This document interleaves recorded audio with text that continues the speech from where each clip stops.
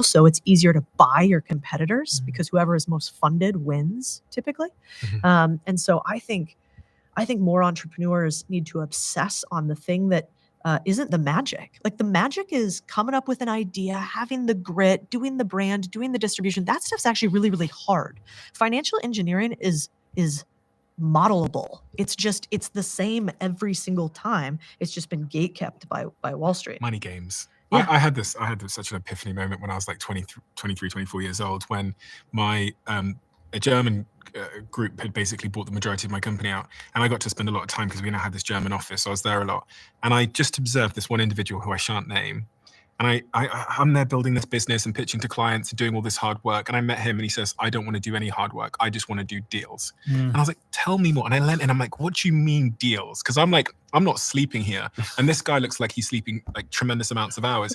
And he was like, I just want to play money games. Yeah. I want to be in the middle of the transaction of the deal and taking some. But then he's also, when he says money games, is like leverage and arbitrage. Raising money against an asset, overvaluing that asset and buying lots of cheaper assets with the value of the expensive asset.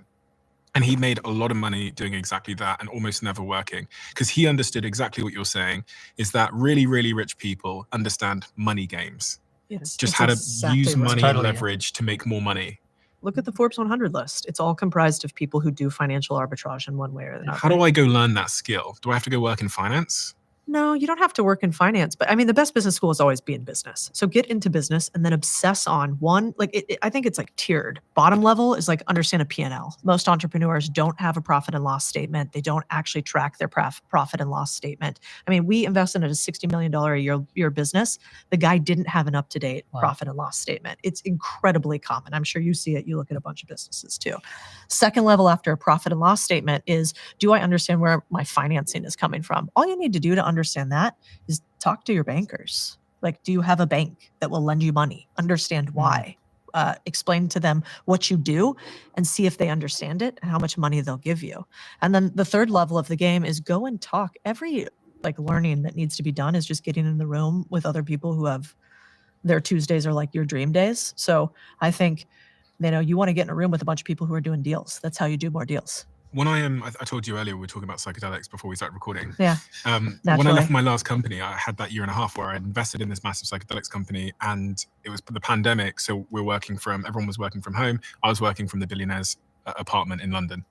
And I got to see in the lead up to the IPO, he did 10 IPOs a year. So I got to sit in his kitchen, and we used to work over there. And I just got to see what was going on. And all he was doing was making phone calls to people with lots and lots of money. And he was giving them access to the IPO before it IPO'd at a valuation, which we all knew was going to 10x. And I just thought, oh my God, like this is how rich people make money. They have some kind of access or arbitrage, and they move money around to capitalize on these multiples. And I thought, fucking hell, like that's the game. Get around billionaires. I know it's a crazy thing, Like, but I'm you've gonna all start said a this. podcast. Start a podcast. Well, and even I'm what's slightly your older answer to than that? you guys. Like, I remember before the internet, before YouTube, before all of this sort of stuff, there was no access to this information. You couldn't get this information, and now you can listen to podcasts. You can chat to ChatGPT. You don't even have to get in the room, and like it's all on the internet. And it blows my mind because I remember a time before that. I love what you said. I totally agree with what you said. I'm going to go with the one game that most people don't understand is bananas. That's the end of the podcast. In lesson 1 of every economics class, they say if you've got 10 bananas and 100 people want a banana, you're going to have high prices and profit. Demand outstrips supply. If you've got 10 bananas and only one person wants a banana, you're going to drop the price of those bananas and you're going to make a loss and your business is going to go badly. And what most people do not understand is that the whole game relates to constrained supply and excess demand. And if you can't constrain the supply and create excess demand, you won't get a profit. You can take something like Google Maps, which probably costs $500 million to set up and launch satellites and everything. They have to give it away for free because they have infinite supply. They can supply everyone on the planet with Google Maps. So because there's infinite supply, they just give it away for free. But Google Ads, there's a limited number of people who can advertise on every search. So because that's limited, the price goes up. So I have a client who saves lives, and they do first aid training, and they're an amazing person, and they literally save children's lives and all this sort of stuff. And she's telling me, why aren't I able to charge more money? I'm literally saving lives. I'm a really good person and I'm very valuable. I say, because the whole game, that's not the game. The game is demand outstrips supply. So you need to constrain the supply of something, and you need to manufacture excess demand. And unfortunately, as much as you might be the most amazing human being, if you can't manufacture demand and supply tension, you can't make a profit. I was hoping and thinking someone might say hiring.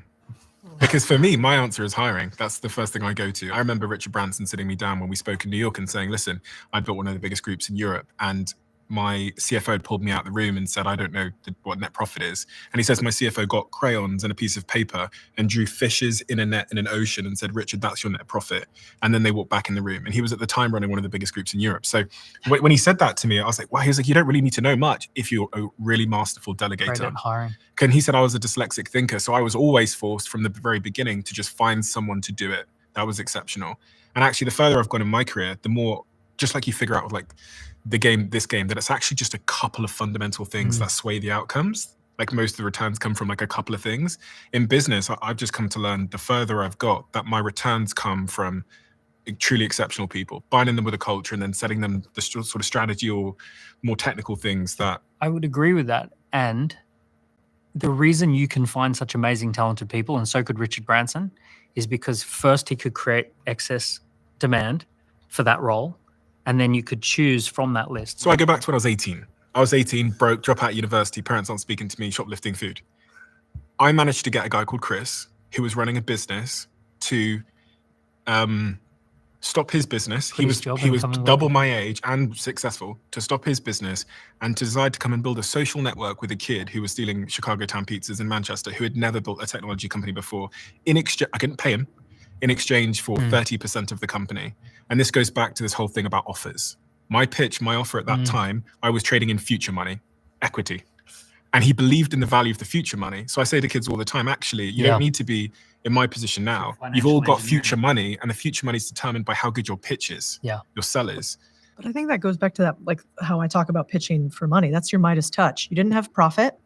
You didn't have growth. You didn't have a track record. What did you have? An incredible fucking story. story. Yeah, And so if you exactly. got nothing else but a story, then you can hire people much smarter than Exactly. you. Yeah. This actually brings me to a point that I haven't told the world about yet. I've just built something called Culture Test. You can find it at culturetest.com.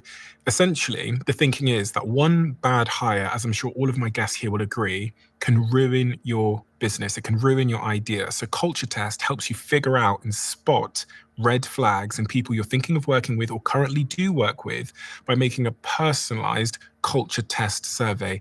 And it scores that person in terms of how aligned they are to you and your mission. It has been a game changer for my business. We've culture tested about 40,000 people. And I just wish I was doing this before. Check it out, culturetest.com. Make your own culture test, use it, and thank me later. Alex, you've got this book about to drop called 100 Million Money Models. What is the one money model in this book that's added the most to your net worth? So it's more the concept. So like each of so offers had the value equation, which is kind of the core concept that the book was built around. The leads book was about the core four, the ways to promote anything. And so $100 million money models is about client finance acquisition, which is fundamentally how do you get customers to fund your own expansion? And so Cody said this earlier, but depending on the source, it's roughly like 80% of businesses fail because of poor cash flow, right? Or they just don't have enough money, right? And the other 20 is probably just people just give up. And so as long as you don't give up, the reason that you go to business, you just don't have cash flow. And so that book solves cash flow, which is why the subheadline is How to Make Money, which is pretty on the nose. But fundamentally, like each of the examples that I had in my business, and I define that within client finance acquisition as I define it, when you have like $100 million money model, is that we're able to get a customer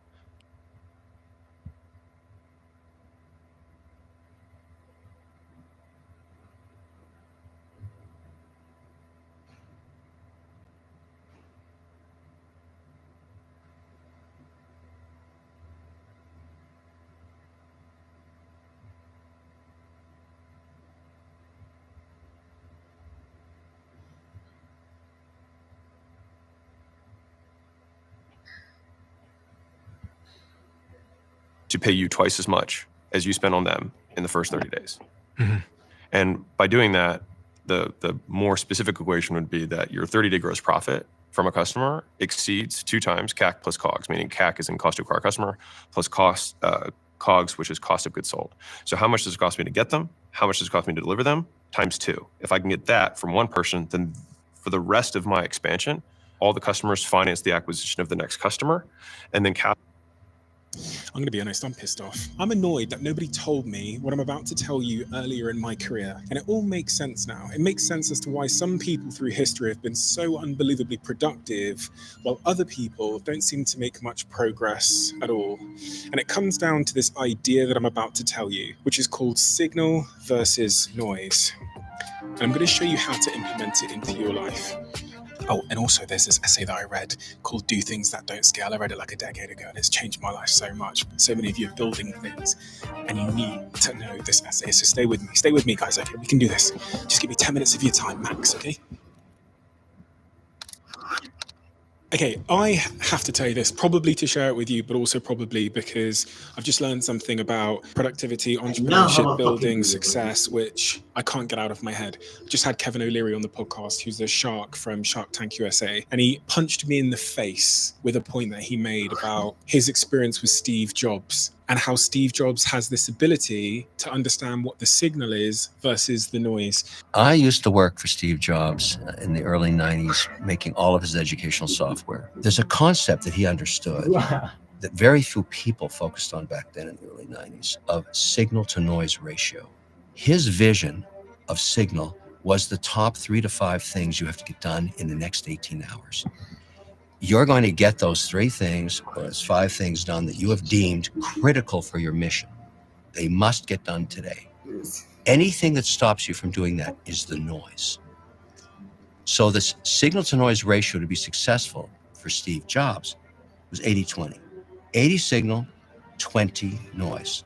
And as he was saying it, I realized that it's like very much the missing piece in my life at the moment, because as a creative and as someone who has so many ideas, sometimes I think I waste my energy pursuing things that are not the signal, are not the most important thing to get done today. And I think we can probably all relate to the fact that sometimes we wake up in the morning with one particular plan, and then our emails happen and WhatsApp happens, and we end up drifting off into the noise, and we've lost a day, which is taken away from the signal, because life is a zero-sum game. There is a finite amount of things that we can be doing. And it just made me think, fuck, do you know what I should do? What I should do is I should organize everything that I have to do today, every task that comes in, into one of two columns. The signal column, which is the most important things, the things that I woke up this morning focused on, and a noise column. And so that's what I've done. I've just, as you can see over there on my laptop, I've basically organized my tasks today into one of two columns. There's a signal column and there's a noise column, and everything that comes onto my desk today and all the things that I have buzzing around in my head and on my to-do list are now going to fall into one of those two columns. Things that I have to do, things that I have to get done today because they're the most important stuff to move me towards my goals, and things that are noise. And the noise column are things that I'm going to delegate to other people. I've actually used this clip that I'm about to show you of Johnny Ive saying this over and over and over and over again. Run the clip. You can achieve so much when you truly focus. And one of the things that Steve would say, because I think he was concerned that I wasn't, he would say, how many things have you said no to?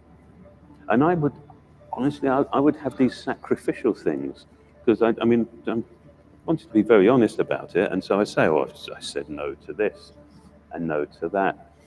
And he knew that I wasn't vaguely interested in doing those things anyway. So there was no real sacrifice.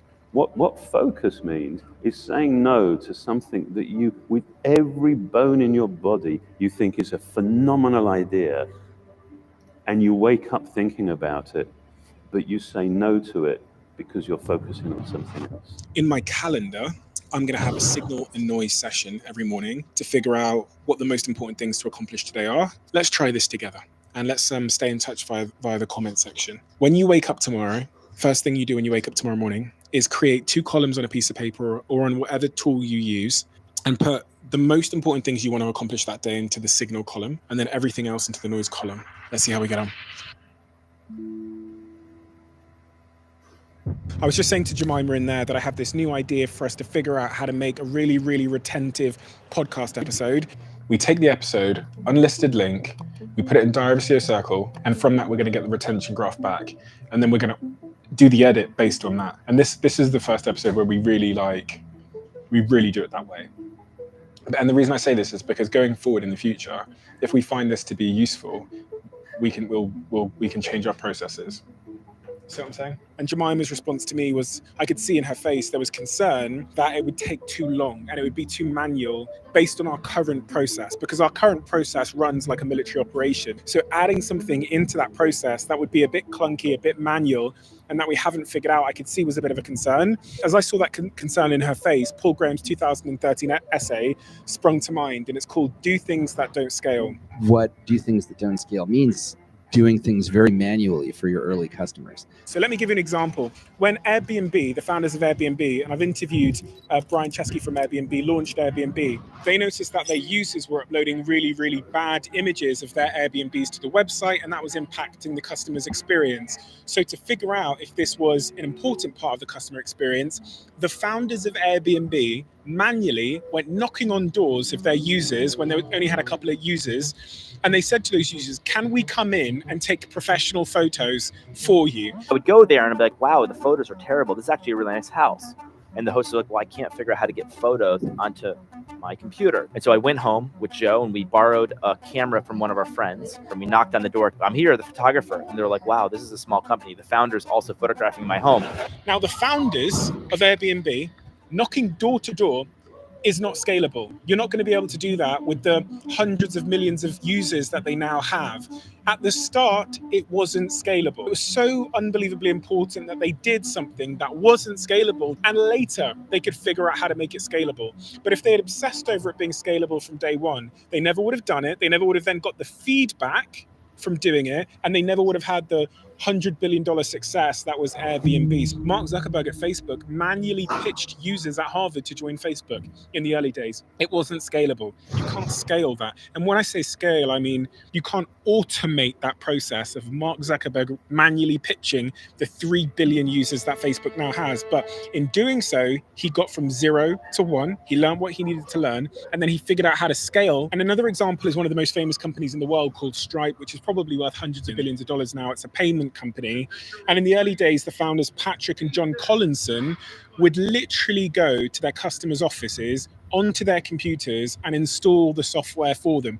Absolutely didn't scale. You can't do that for 1 billion people. And this is really the point, because so many founders, they understand that they want to reach 1 billion people. They want to be the next Airbnb, the next Meta, the next Stripe. So they think that they have to behave like Stripe, Meta, and Airbnb behave now. They think they have to think in scale. And this is where they make the critical mistake, because all of those companies I just named, none of them at the start were thinking in terms of scale. Whenever you feel like something that is unscalable is going to stand in the way of your team or you figuring out the answer to a very important question, you have to come back to this phrase, which is do things that do not scale.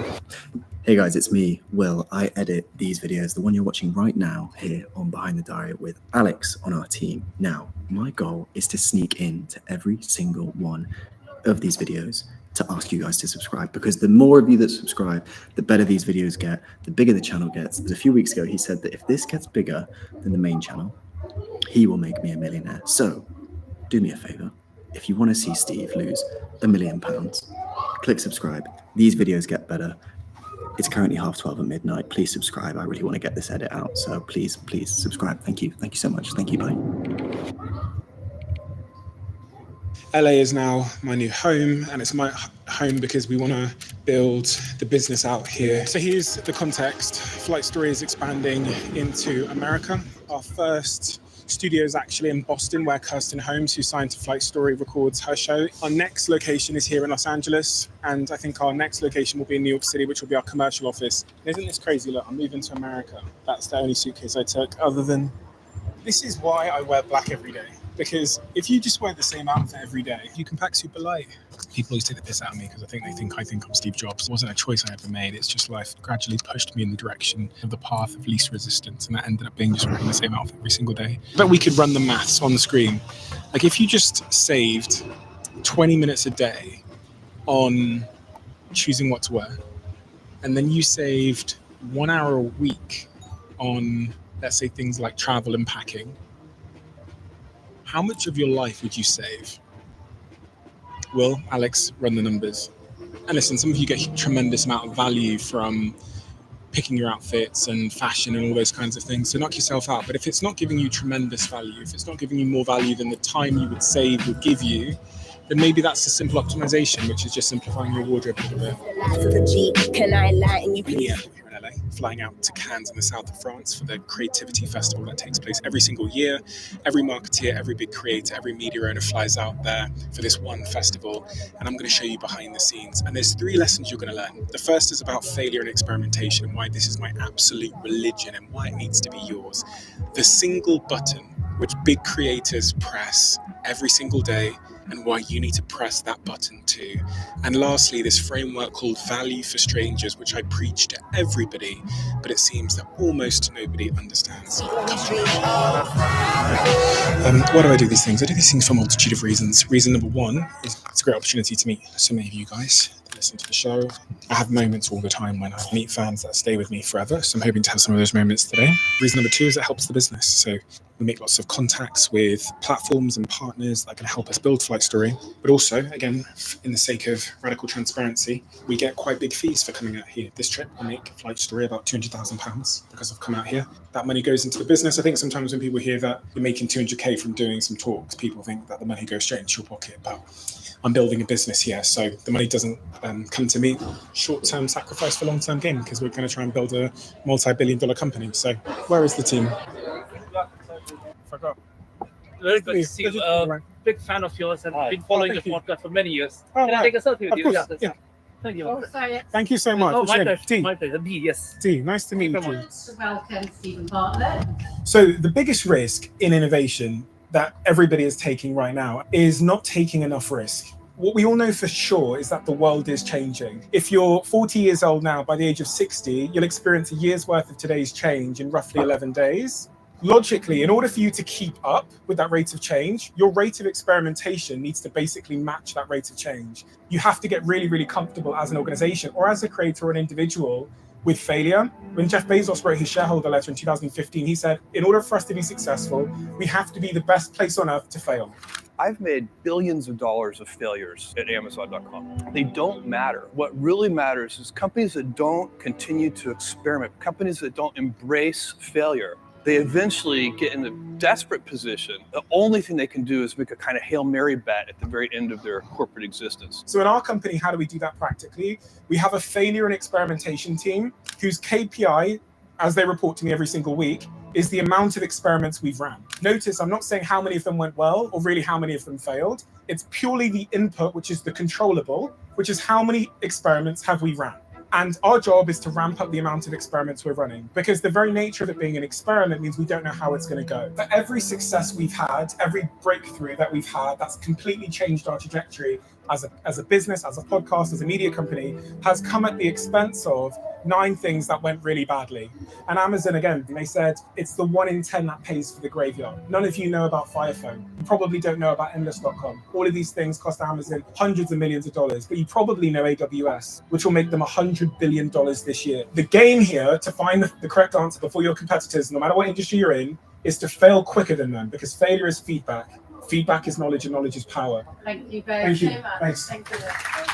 What you're about to see is something I encounter all the time. A girl comes up to me and says she wants to start a podcast because people told her to. That is not a good enough reason. If you're thinking from first principles, you'd start with questions, not conclusions. You'd ask yourself, what do I have to say? Who is it for? Why does it matter? And what's the best platform to communicate it? Only once you've answered those questions can you reasonably arrive at the conclusion that a podcast is the answer. That's what we mean by reasoning upwards from first principles. But too many people do the opposite. They reason downwards from a trend or a suggestion. They start with an answer, like I'm going to start a podcast, and then they scramble to figure out what they're going to say, who it's for, and why it matters. That is backwards.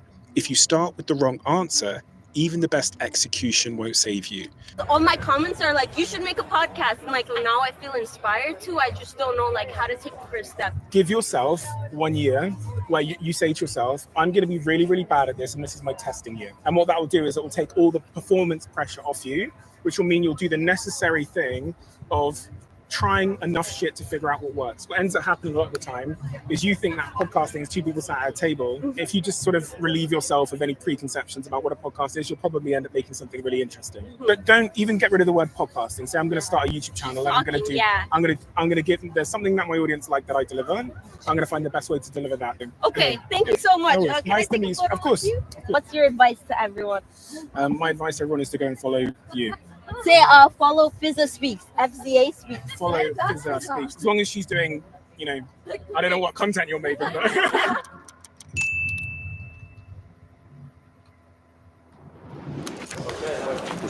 I'm doing a quick talk on stage here for YouTube/Google, which I'm excited about. On my way there now. Ladies and gentlemen, Stephen Bartlett. Thank you. Thank you, everybody. YouTube has the best data and analytics. And for someone like me that wants to be able to influence what I'm doing, you need to be informed by data and analytics. Now in the back end of YouTube, there's this like one button and you can click into the advanced section and see this wonderful graph. And it tells you every single minute how many people dropped off in that exact minute. And so I can go through every single minute of a 2-hour, 3-hour conversation and go, oh my God, yes, I asked a question about that subject, or I spoke for too long. We've been able to learn exactly what our audience want. The game of YouTube for us became just listening. That informs next week's episode. And having that control as a creator means that your destiny is in your own hand. And it's no lie to say I spend 2.5 hours still to this day in YouTube Studio looking at the analytics. Ladies and gentlemen.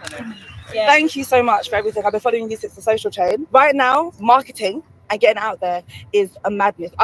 When I speak to people one-on-one, I get business. What is the one piece of advice that you can give that will blow it away? Like, I know you said experiment, I've got that down, but the one thing you know from your experience. I always assume people aren't going to like the answer. It's not simple or sexy and it's kind of obvious. Okay. So I would only focus on LinkedIn. I do If was LinkedIn. you. I get Only addicted to focus, LinkedIn. right? Okay. So how many times do you post a day? Once a day, like consistent. Okay, so you posted every day this week? Yes, I posted yesterday, and I've Okay. got a post coming out today. And what type of thing did you post? Did you post videos, photos? So I posted a video. What did you learn about? That video, I learned about how you can. That's a good question. How many comments? Wow, it got, I think, No, not valid. 12 comments. Are you sure? Do I need to know my analytics? Come on, It's the most important thing. If you don't have a feedback loop, you're going to feel like you're not making any progress. I spend 2.5 hours a day looking at the back end analytics of my YouTube videos. 2.5 hours a day. Okay. And this is how you improve. Every single post is data, and the information exists in the back end of every single platform. And that information tells you why people watched, what they clicked, when they stopped watching, what they said. All of that is information that can feed into your next post. So you have to produce, publish, and then pay attention and repeat that cycle. We spent pretty much all last night, the night before, in our WhatsApp group, talking about the analytics. Okay. Like, we are at war with each other about these fucking analytics. Okay. And this is how you improve. Okay. And so if you have the consistency, which you say you do, the end of your feedback loop where there's a gap is, are you learning from what you're posting? Every single thing you post is not about you and your business. Got you. It is value for strangers. What's your mum called? Alison. I get Alison. Yes. Yeah. So Alison will think everything you do is valuable. Okay. Because you can post what you're eating for dinner, she go, oh, thank God, right? But that guy. I need to understand him first. I feel like I need to know him first. I need to know what he Good. means. So that's you establish your personas, Yeah. which is what we do. So we have our 4 personas, and every single time we write a post, we say which one of our personas are we serving. But every single thing you post from now and forever, you need to ask yourself before you hit the post button: is this valuable to people? Do not give a fuck about me. Okay. And a couple times a day. Every day. Yeah. Stephen, are you okay with hugs? Is that comfortable? My team was telling me that you ran a masterclass on YouTube. Oh, really? Yeah, because you know how you can tell? Like, they were all saying to me, it's like, oh my God, the number of people taking notes when Stephen was talking. But that's what, oh man, yeah. Leave with something. Well, I'm so passionate about it. I talk to everybody about why I'm so engaged with YouTube as a creator. I talk to everybody about the disruption of TV.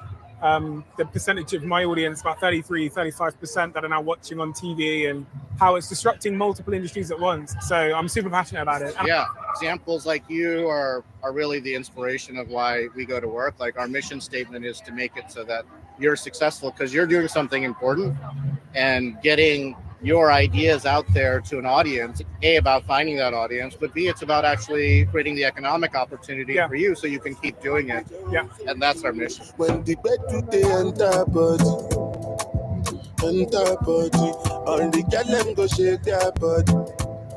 They go shake their body. Try not cry. Oh, I you're have come all the way from South Africa. I just wow. want to say thank you for inspiring me. Your book is like a Bible next to my bed. I don't watch Oh. movies on planes. I watch your podcasts. You couldn't afford even a ticket to get in here, and I sat outside and Oh, you're waited. so sweet. You okay? Waited to actually meet someone from Google and just say that this was my dream to meet you in person. Oh, you're so And sweet. I am so grateful. Your story is incredible, and you have been my mentor without Oh. even realizing it. So it's just Oh, you can give me a copy. You're so sweet. tears and all. Managed to break in. I love that. I love that for you. Thank you so much. What are you doing for the rest of the day? I could fly home right now. I don't care. So sweet. I wish there was something I could give you. I don't have anything on me, but I wish there was something. I'll give you my hat. You can have my cap. It's a little bit sweaty, so don't put it straight on.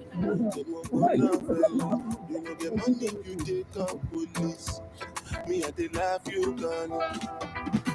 Thank you, by the way. Appreciate it.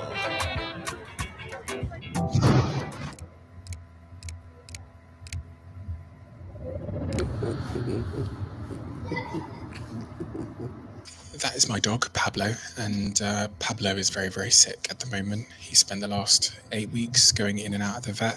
I'm so scared. And I think he's going... I just tried to feed him, and he throws up all of his